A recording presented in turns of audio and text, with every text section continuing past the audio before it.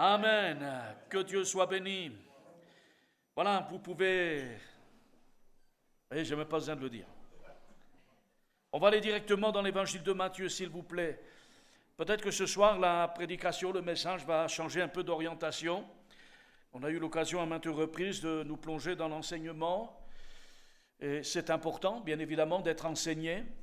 Il y a des réunions d'évangélisation, des réunions d'enseignement, il y a des réunions de prière, il y a le culte le dimanche, mais nous savons qu'il n'y a pas de réunion moindre qu'une autre. Elles sont toutes importantes parce qu'elles ont tous un but précis, bien évidemment, que ce soit l'enseignement pour que nous puissions être rendus capables de faire la vocation céleste à laquelle on a été appelé, l'évangélisation, parce qu'il faut évangéliser, il faut que nous annoncions la bonne nouvelle du royaume des cieux.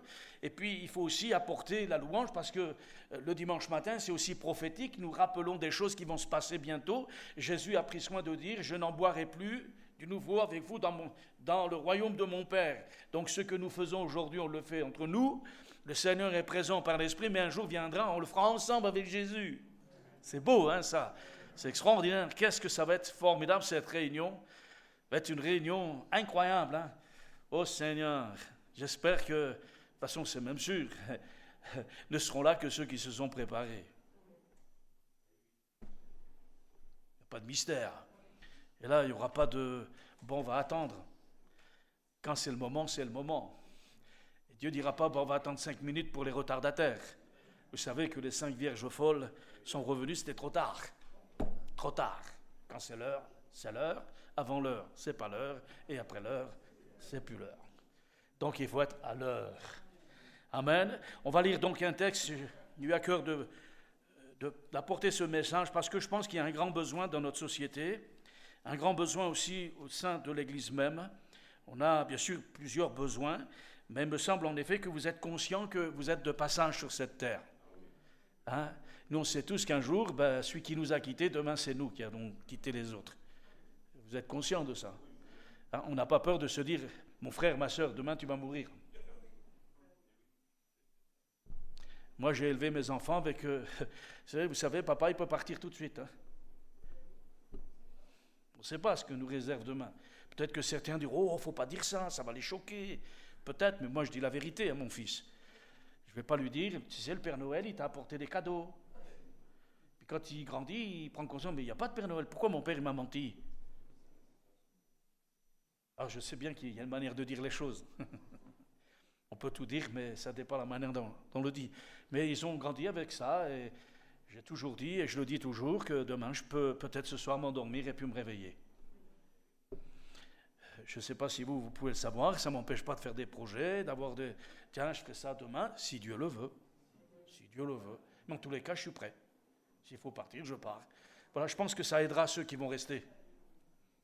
Moi, j'ai dit à ma femme, quand je meurs, tu fais chanter « Libéré, il m'a libéré ». Non, je plaisante. Et oui, parce qu'on n'est pas toujours facile, et je reconnais que je ne suis pas facile. Je suis un peu, parfois, exigeant. Voilà, mais bon, c'est comme ça. Pardonne-moi, ma femme, Frédéric.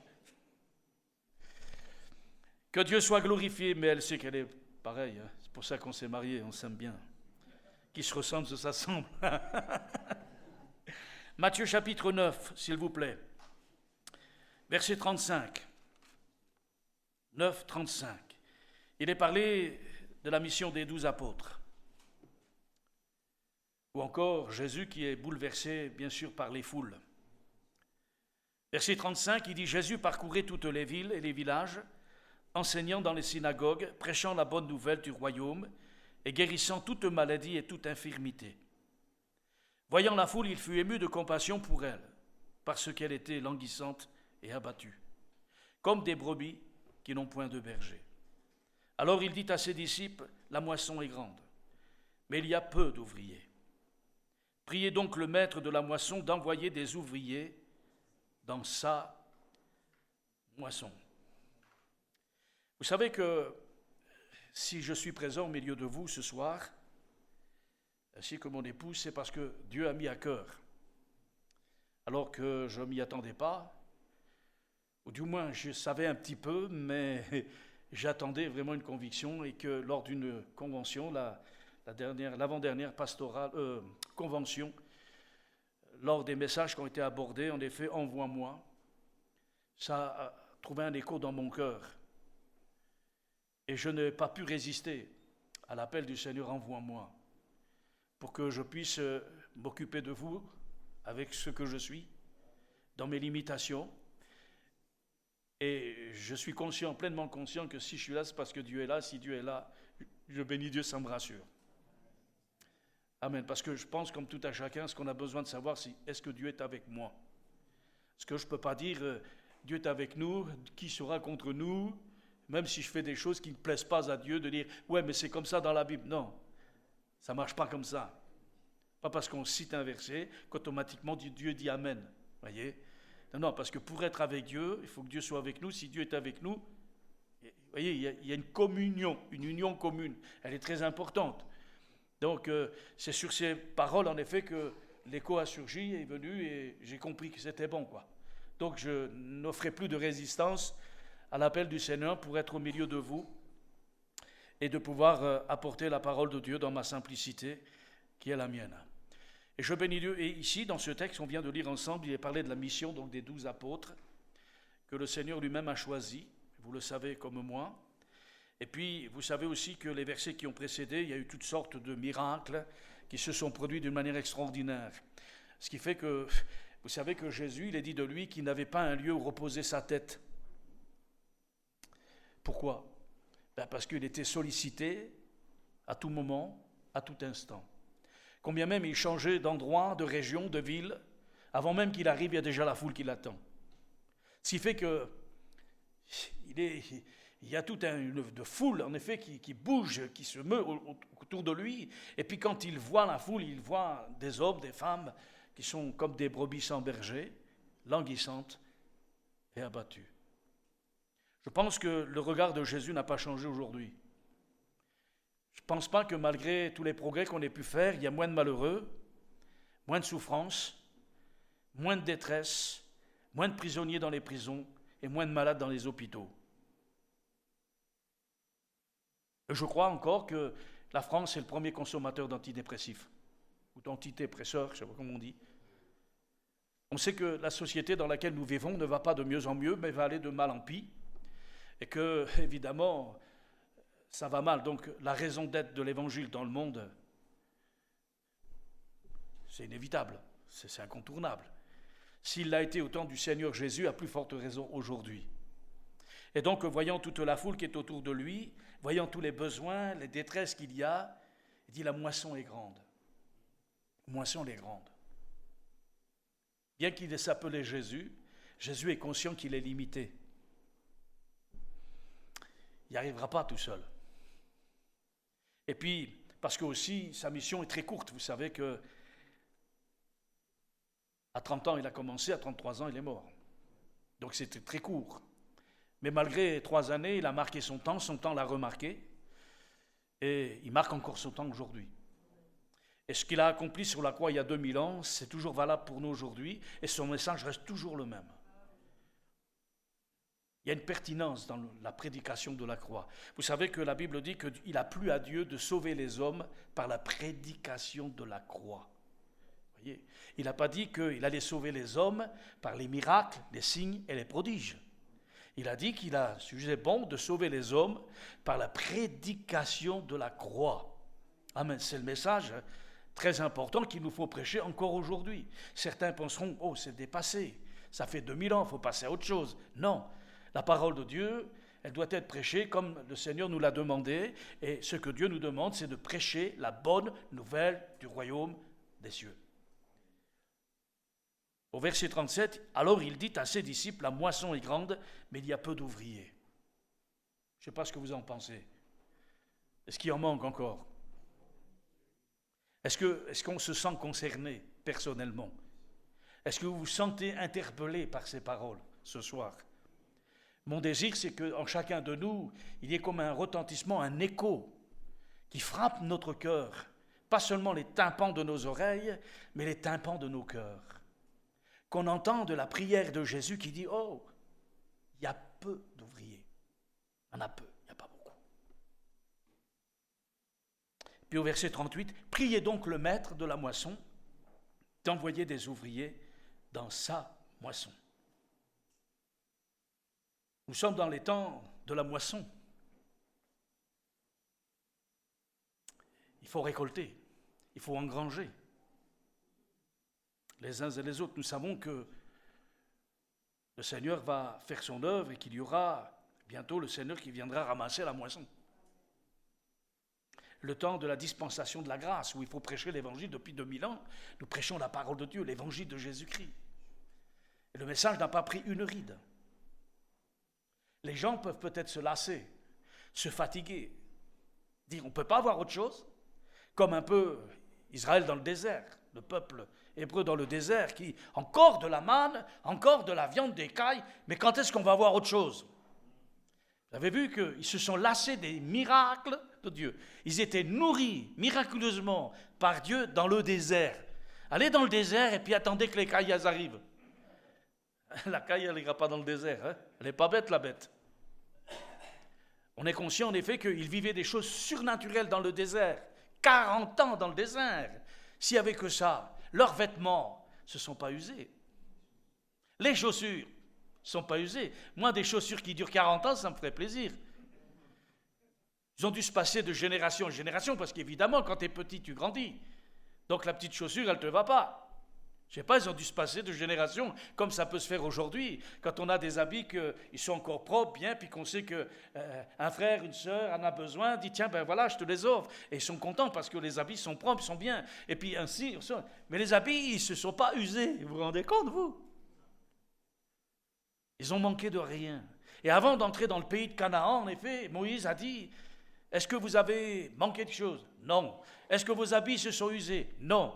Alors, afin que tu saches que ce n'est pas par tes propres forces que tu vas conquérir le pays, mais que c'est grâce à Dieu, en effet, parce qu'il est écrit, l'homme ne vivra pas de pain seulement, mais de toute parole qui sort de la bouche de Dieu.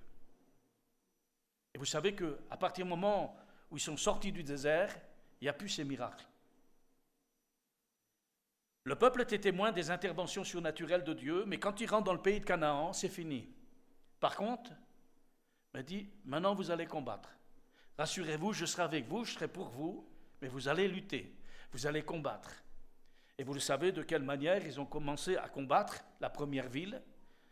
Ils ont été tellement contents que la deuxième, ils n'ont pas eu le même état d'esprit.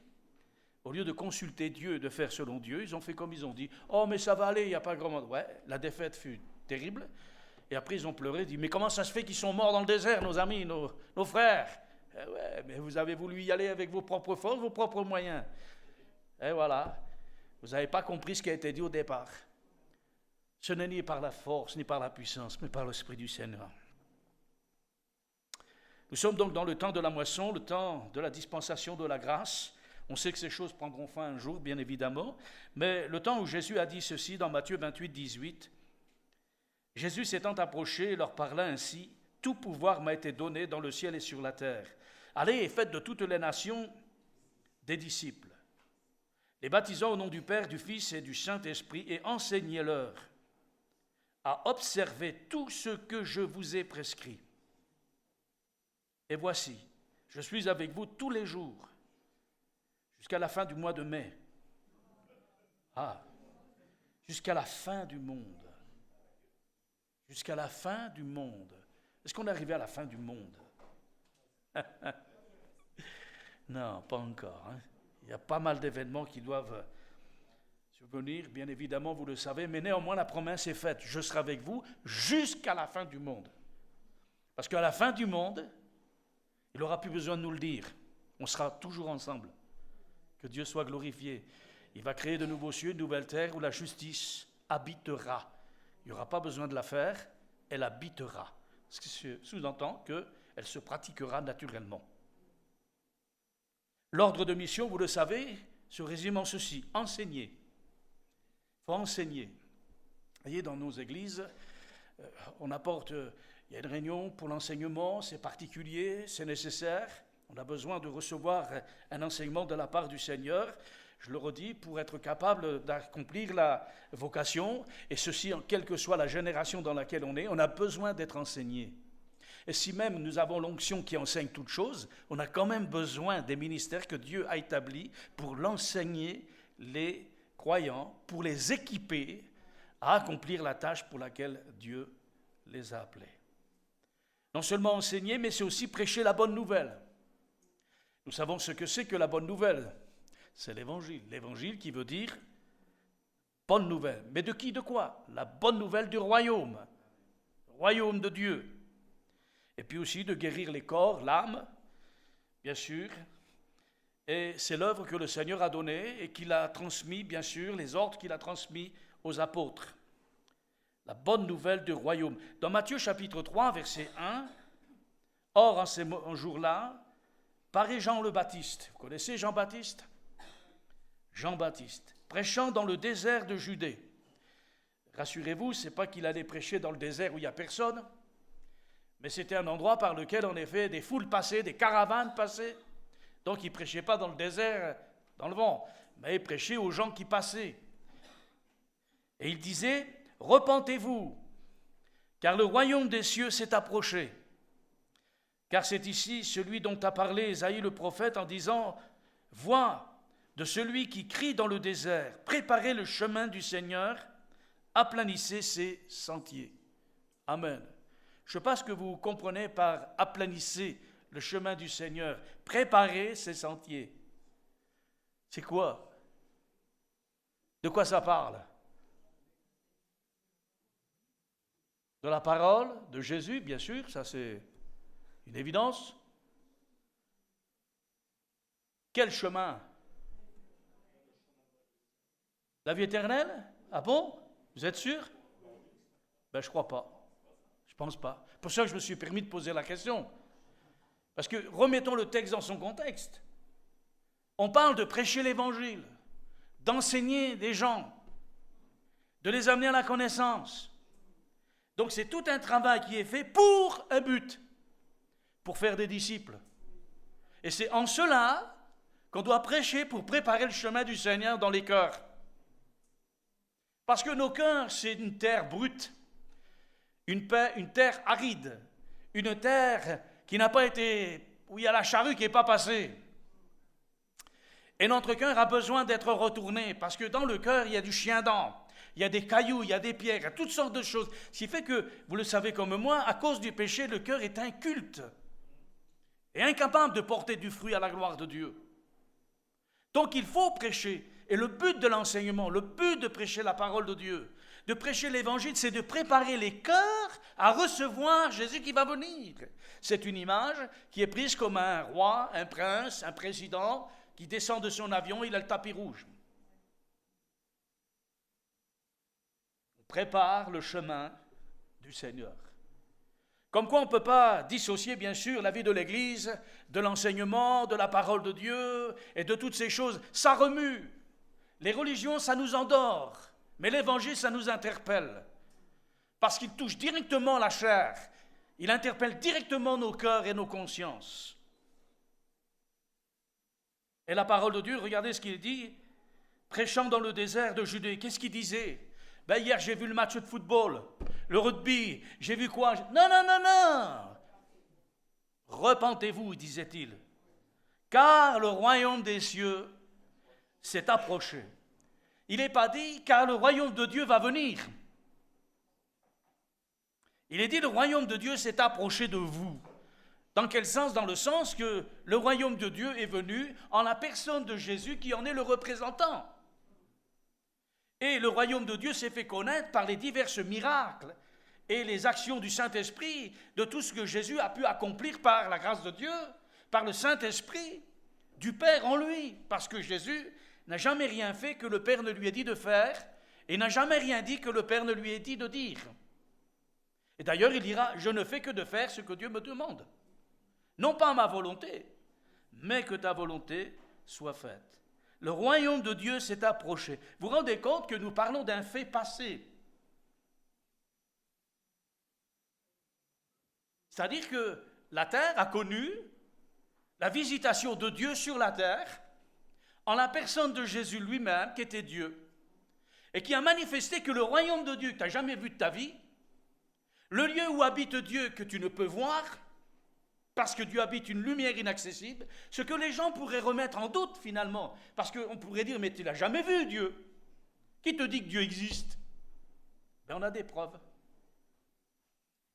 Dieu a laissé des marques de ses pas sur la terre. Jésus a foulé notre terre. Dieu s'est incarné, il a pris forme humaine et il est venu habiter au milieu de nous. Non seulement il a habité, il a travaillé, il a vécu et il a accompli la volonté de Dieu. Il a laissé des traces sur notre terre. Et les gens l'ont vu. Et il y a des gens qui ont été témoins de ces choses et sont devenus des apôtres, des instruments entre les mains de Dieu. Et il n'y a qu'eux qui peuvent porter la bonne nouvelle. Des hommes et des femmes qui ont vu, qui ont touché, et qui ne vont pas dire « Non, mais on m'a dit de dire. » Non, non, ce qu'on vous dit, nous l'avons vu. C'est ce que dit Jean dans sa première épître concernant la vie éternelle, ce que nos yeux ont vu, ce que nos mains ont touché. Et tout ce qu'il dit dans cette première épître de Jean, dit ça, ben c'est ce qu'on vous annonçait, la vie éternelle. Le royaume des cieux, le royaume de Dieu s'est approché de vous. On l'a vu. Et regardez, malgré toutes les années qui ont passé, on en parle comme si c'était hier. Alors qu'on sait très bien que tout passe, tout lasse et tout casse. Et dans le monde dans lequel on vit, il n'y a rien qui demeure. Ça passe. Mais la parole de Dieu, elle demeure éternellement. Le ciel et la terre passeront, dira l'évangile de Matthieu, mais la parole de Dieu ne passera point. Le royaume de Dieu s'est approché, vous vous rendez compte? Nous, encore maintenant, on peut dire mieux. On peut dire, le royaume de Dieu, il est en nous. Eh oui, non seulement il s'est approché, mais depuis que Christ est ressuscité, qu'il est monté au ciel, il est redescendu en esprit, et il est venu établir son règne sur nos cœurs. Amen. Mais au préalable, nous avons d'abord été touchés par le message de la croix, par le message de l'évangile. Nos cœurs ont été lavés, purifiés de tout péché, et c'est seulement au moment où nous avons été lavés, purifiés de tout péché, que le Seigneur est venu s'asseoir sur notre trône, nos cœurs. Parce que vous savez que Dieu est saint. Il n'ira jamais s'asseoir sur un cœur qui n'a pas été ni lavé, ni purifié. Jésus, il est propre, il est saint, il ne va pas se salir. Hein. Il est pour la propreté. C'est un Dieu saint. Il nous dit, car c'est ici, celui dont a parlé donc Ésaïe le prophète, en parlant bien sûr de Jean le Baptiste, qui avait été annoncé par les prophètes, qui serait non pas le Messie, mais témoin de la vérité, comme dira l'évangile de Jean dans ses premiers chapitres. Bien évidemment, préparez le chemin du Seigneur, aplanissez ses sentiers. Vous avez remarqué donc le message, c'est se repentir. Je ne sais pas si c'est valable aujourd'hui. Est-ce que vous croyez que les gens ont besoin de se repentir? Mais non, notre société, elle est clean. Notre société, c'est que tout va très bien. Mais aujourd'hui, il n'y a plus de péché. Ça n'existe plus, c'est un mot du passé. Mais non, tu ne voles pas, j'ai emprunté pour une durée indéterminée. C'est tout. Ben oui, et il y a beaucoup de langages comme ça. Se repentir, c'est valable encore aujourd'hui. Même nous qui sommes enfants de Dieu, ne pensez-vous pas que quelquefois on a encore besoin de se repentir? C'est pas parce qu'on s'est repenti en 1940 qu'on n'a plus besoin en 2026 de se repentir. Il nous arrive malheureusement de pécher. Mais béni soit Dieu pour l'Esprit de Dieu qui agit en nous et qui nous fait prendre conscience pour qu'on puisse se repentir. Et je veux me souvenir que se repentir, c'est un don de Dieu. Quand on était plus jeune, on a fait des bêtises. Pas vous, moi, oui. Et puis, on n'a pas besoin d'attendre 18 ans, la majorité. Tout petit, on sait ce que c'est. Ah, tirer les cheveux, taper l'autre. Tant qu'on a à la maison, ça se mesure. Quand ils vont à l'école, c'est fini. Là, ça part. Hein, de tous les côtés. Et après quelques années, ils reviennent avec un langage qui n'était pas celui de la maison. Tu dis, mince, qu'est-ce qui s'est passé? Eh oui, depuis tout petit. Le péché est dans le monde et n'épargne pas les petits. Il n'y a pas de sentiment, il n'y a pas de respect. Même un petit, le diable attaque et commence à faire une œuvre de destruction dans son cœur. Se repentir, donc, c'est important. Et puis, il est lié à cela, se convertir. Se convertir. Est-ce que c'est réservé aussi à ceux et celles qui n'ont pas connu le Seigneur et puis qui vont le connaître, vont se repentir, ils vont se convertir? Est-ce que nous, quelquefois aussi, nous n'avons pas à nous convertir? Comprenez bien ce que je veux dire, convertir dans nos pensées. Parce que des fois, mortibus dur comme fer, on a dit des choses, mais il nous manquait certaines connaissances. Puis un jour, la connaissance est venue, dit, mais mince, moi je disais ça avant, mais en fin de compte, ce n'était pas ça. Donc j'ai besoin de convertir mes pensées. Je ne parle pas de la conversion, de faire demi-tour par rapport à Dieu, mais de convertir nos pensées, bien sûr. Puis un troisième mot qui n'est pas courant dans notre Bible que nous avons, c'est s'amender. Nous on a repentez-vous, convertissez-vous et croyez à la bonne nouvelle. Là c'est s'amender. Vous voyez, en réalité c'est une opération qui a 3 phases. Vous voyez? Ce que Dieu fait quand il nous amène à la repentance, il y a le reste qui va avec, parce que la repentance engendre quelque chose. Et ce quelque chose engendre encore autre chose. En fait, c'est une seule et même opération avec 3 phases. Se repentir, se convertir et croire. C'est important ce que je suis en train de vous dire. Seulement dans la traduction française, on n'a pas un mot, on n'a pas le mot véritable pour le dire. Donc on a mis repentir, convertir et croire. Un mot composé qui désigne le changement ou la transformation morale de l'homme intérieur. On veut se souvenir que la vie spirituelle, la nouvelle naissance, c'est une œuvre qui se fait de l'intérieur, au-dedans de nous. Et c'est de l'intérieur vers l'extérieur. Et c'est ça, en fait, compte l'opération qui se fait par le Saint-Esprit, la prédication de la parole de Dieu. La repentance qui en est le principe. Et pour qu'il y ait une repentance, il faut qu'il y ait la prédication, l'enseignement. Parce que si je ne sais pas, je ne peux pas me repentir. Donc j'ai besoin d'enseigner, j'ai besoin de le dire, pour éveiller la conscience. Ou employer un terme dans la Bible, c'est réveiller. Il faut que tu te réveilles d'entre les morts. La repentance qui en est donc le principe, la conversion qui en est un retour à Dieu. Donc, selon le mot conversion, faire demi-tour. Avant, on marchait dos à Dieu, et quand on s'est repenti, la repentance a créé un mouvement qu'on fait quand on s'est converti. On a fait demi-tour, on fait face à Dieu maintenant. C'est une seule et même opération opérée par Dieu dans le cœur. La Bible dit, en principe, dans votre Bible comme dans la mienne, il est dit que à la repentance, il y a quelque chose qui précède. C'est quoi? Conviction de péché, c'est-à-dire une tristesse. Ça vous arrive d'être triste, comme tout le monde, mais tout le monde ne connaît pas la tristesse selon Dieu.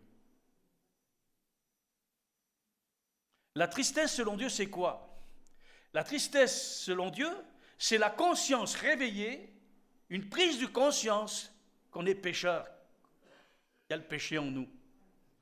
Ça nous amène dans une tristesse terrible qui nous amène à la repentance. Comme dit l'apôtre Paul, il l'enseigne. Une tristesse selon Dieu qui nous conduit à la repentance dont on ne se repent jamais. Parce qu'on est très heureux comme ça. On a compris que le vrai bonheur, ce n'est pas l'argent, les biens matériels et tout ça. Le vrai bonheur, il vient d'en haut, c'est quand Jésus vient habiter dans ton cœur. Si tu veux le bonheur, le vrai bonheur, laisse entrer Jésus dans ton cœur. Il te fera la grâce, tes péchés il effacera. On connaît ce petit cantique qu'on chante même à Bagnères aussi, puisqu'on a les chœurs et cantiques. On chante ce petit chœur. Si tu veux le bonheur, le vrai bonheur, laisse entrer Jésus dans ton cœur. Alléluia. Nous, on le sait avec conviction, on va chanter dans le monde, tu n'auras pas grand monde à ton concert. Hein? Chante comme dans le monde, tu verras, tu auras du monde. Mais chante Jésus, si tu veux le vrai bonheur, le vrai... Tu n'auras pas grand monde. Hein? Mais on n'est pas là pour plaire aux hommes, on est là pour plaire à Dieu et obéir à la parole de Dieu. C'est ça notre vocation. c'est pas faire ce qu'on veut dans le monde, c'est faire ce que Dieu nous a demandé de faire pour avoir sa présence avec nous tous les jours. Un retour à Dieu, c'est la conversion. À la repentance, il y a une souffrance morale qui s'installe. Ça vous est jamais arrivé? Moi, ça m'est arrivé quand j'étais au début, je m'approchais du Seigneur et je prenais conscience de certaines choses et je pleurais. Je me disais, mais je m'en sortirai jamais. Je tapais la tête contre le mur. Je dis, mais c'est pas possible, t'es têtu, j'y arriverai pas. Et ça engendre la tristesse, une souffrance intérieure. Mais ce n'est pas un simple regret, une repentance. Ce n'est pas une simple tristesse qui passe. C'est une tristesse qui s'installe et qui ne s'enlèvera que lorsqu'on aura fait la paix avec Dieu. Sinon, celle-ci va nous poursuivre et elle ne nous laissera pas tranquilles. Tant qu'on n'aura pas trouvé la seule et unique solution qui est en Jésus-Christ. C'est une souffrance morale qui détache l'homme du péché. Cette souffrance, elle a un but. Pas pour faire du mal, pas pour faire souffrir, mais c'est un mal pour un bien. Vous voyez, des fois, il y a des paradoxes dans la Bible. Au premier abord, on croit que c'est négatif, mais en réalité, le négatif conduit au positif. Mais si tu veux être sauvé, il faut que tu comprennes que tu es perdu. Et quand tu comprends que tu es en train de te noyer, tu n'auras pas besoin de demander à Dieu. Si tu as besoin qu'on vienne t'aider, tu dirais « Au secours, au secours !» Quand j'étais petit, j'étais dans les Vosges. Avec mon frère, on se promenait. On aimait aller sur les chantiers en face de l'immeuble de HLM qu'on avait. On avait des chantiers, tout ça. Il y avait les bulldozers, il y avait tout qui passait, on était contents. Et quand les ouvriers n'étaient pas là, nous, on est allés sur le chantier. Et on marchait sur les traces des choses. Et puis, ce qu'on n'a pas su, c'est qu'il y avait de la boue. De la boue. Et nous, on était contents de marcher dans la boue avec les bottes. On marchait. Seulement, à un moment donné, ça devenait compliqué de sortir les bottes, les pieds. Parce qu'on s'enfonçait. Et vous avez remarqué, plus vous essayez de vous en sortir, quand vous tirez pour la jambe pour l'enlever, vous enfoncez l'autre. Et vous dites, ben, je vais le faire avec l'autre. Et puis voilà, et puis en fin de compte, tu descends 2 centimètres. Et à un moment donné, tu dis, j'en peux plus, je peux plus. Et qu'est-ce que vous faites? Ben, on crie. Alors on a crié, au secours, au secours. Et on avait des gars, ils sont venus nous aider, ils nous ont pris la main, ils nous ont retiré de la boue, mais les bottes sont restées. Ils n'ont pas pu, parce que la boue, c'était comme une ventouse. Tu ne la retires pas comme ça. Le péché, c'est une ventouse. Ça t'attire vers le bas, pas vers le haut. Et quand on est rentré à la maison, on a pris une 2e couche. On s'est pris une raclée par le père, je ne vous dis pas. Hein. Comme il disait, un beefsteak à 5 branches. Hein, on les a... Mon père était assez grand, assez costaud aussi, et je vous dis que quand ça passait, tu la sentais arriver là. Bref. Mais pour vous dire, voyez, quelque part, c'est pas une simple tristesse. Non. C'est quelque chose qui a un but. Si parfois le message vous attriste, c'est jamais pour vous attrister, pour vous faire de mal. Paul a dit aux Corinthiens, quand il a envoyé sa première lettre, quand il voit que dans l'église de Corinthe, qui possède tous les dons, et dont le message de l'évangile a été dépeint dans tous les sens, il dit, comment se fait-il qu'au milieu de vous, il y a un fils qui a la main pour femme, la femme de son père? Alors, quand vous relisez le texte, dans la 2e épître, il dit, bien que je vous ai attristé par mon courrier, ceci, cela, mais qu'est-ce qu'elle a suscité en vous? Vous voyez, le but, c'est de susciter en nous une réaction qui est positive. Vous ne le savez pas, mais Dieu sait où il va. Et le message de l'évangile, c'est pas dire « Oh, qu'est-ce que c'était bon !» Ouais, des fois, tu rentres à la maison, dis donc, le prédicateur, il a été méchant. Hein? Comment il a été méchant? Je n'ai pas été méchant. J'ai prêché la parole de Dieu. Depuis quand la parole de Dieu, elle est mauvaise? Seulement, elle met en évidence des choses qui sont cachées. C'est comme l'épée à double tranchant. Elle sépare jointus et moelle, elle juge les sentiments et les pensées du cœur. Elle fait son travail. Mais le but, ce n'est pas pour nous ennuyer, pour nous casser, nous briser, si ce n'est un brisement qui a pour but d'engendrer en nous une réaction par rapport à la situation.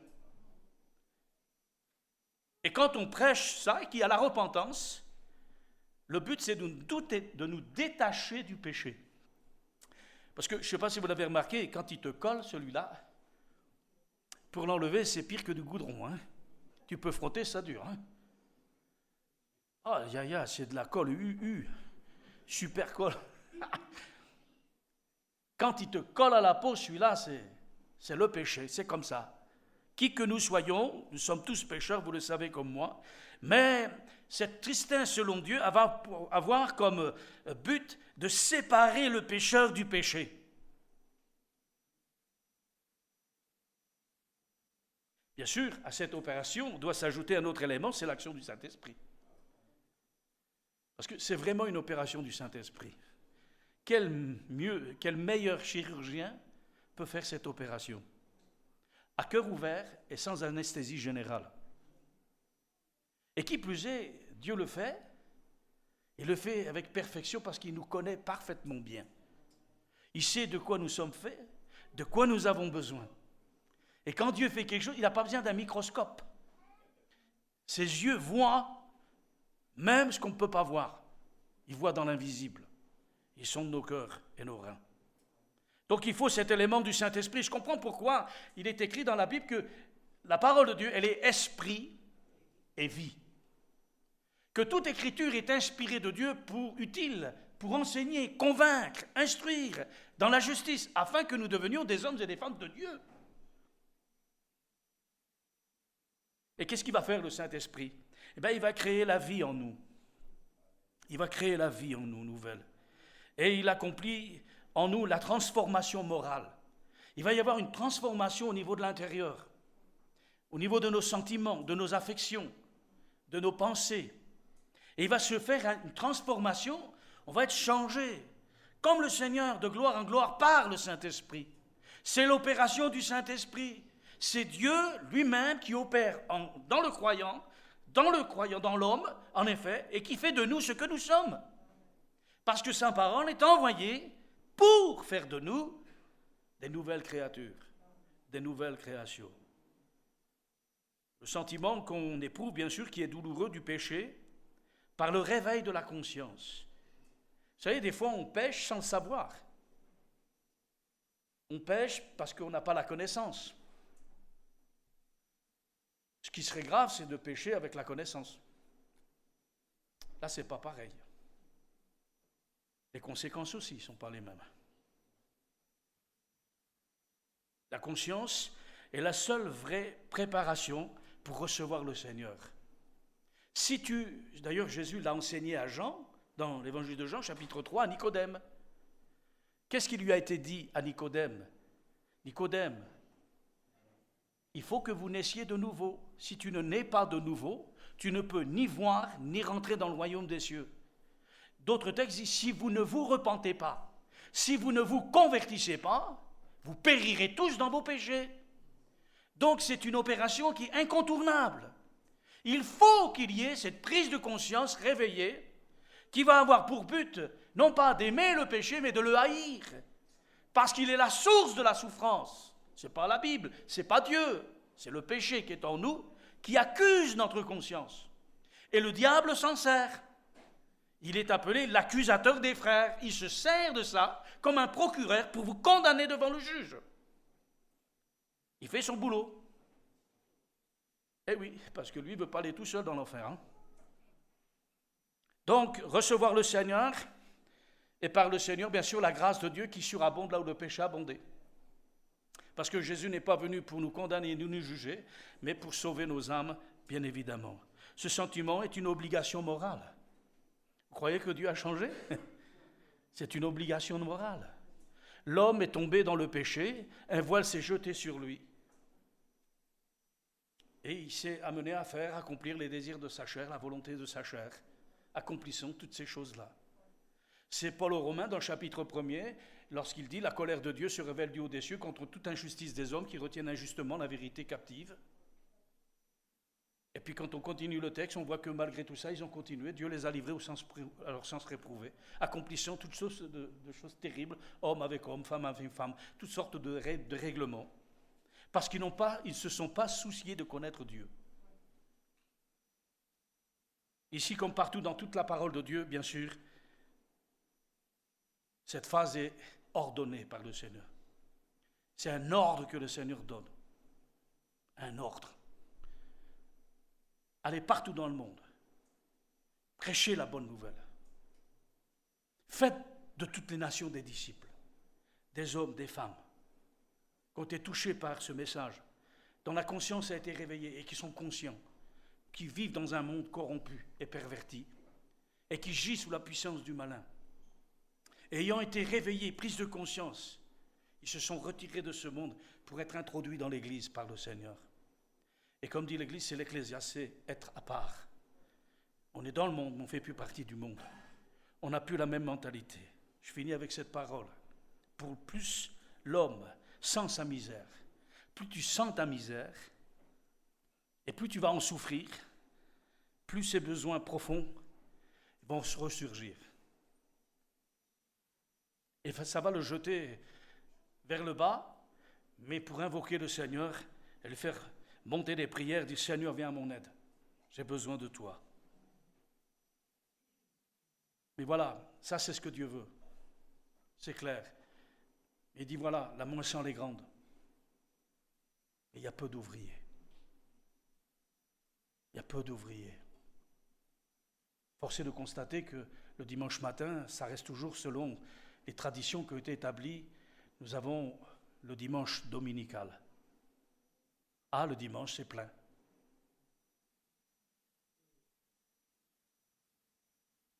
Dimanche, c'est plein. On va au culte parce qu'on aime venir au culte, parce qu'on sait que c'est la volonté de Dieu, mais c'est aussi la volonté de Dieu que nous soyons une église qui prie.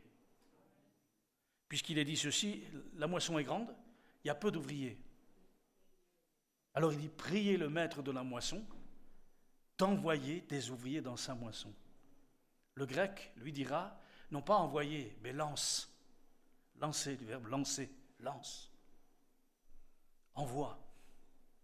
En effet, il faut des ouvriers pour conduire les âmes à la source de la vie. Il faut des serviteurs, des servants de Dieu qui la leur montrent.